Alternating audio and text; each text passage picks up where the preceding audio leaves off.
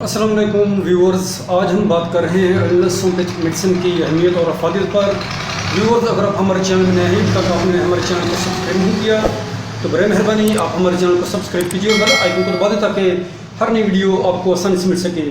तो मैं आपका मेज़बान डॉक्टर अब्दुल वाहिद आपको अपने यूट्यूब चैनल में बहुत बहुत खुश आमदीद कहता हूँ। तो चलिए शुरू करते हैं।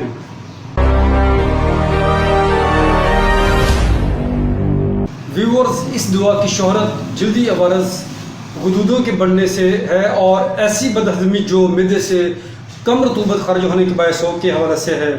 ये दवा जिस्म की अफजाइश करती है। ये खनाजीरी अवारज और गुदूदों के बढ़ने में बहुत ही कारगर है। उंगलियों पर बारीक दाने नमूदार होते हैं। मुंह और हलक की बलगमी झिल्लियों पर जख्म बन जाते हैं जिनसे नागवार बू आती है। मैदे से रतूबत हाजमा की कम अखराज के बायस हजम खराब हो जाता है।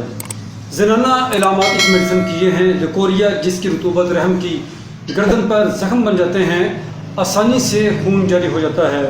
किल्लत हैज़ के बायस पैरों तक जलनदार दर्द होता है। व्यूअर्स, जल्द की इलामात इस मेडिसिन की ये हैं। मिज़मन दाग, निचले जबड़े के गुदूद बड़े हुए होते हैं।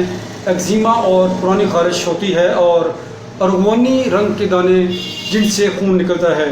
व्यूअर्स, मदर टिंचर के 10 से 15 लीटर दिन में 3 बार थोड़े से पानी डालकर खाने के बाद पीने चाहिए।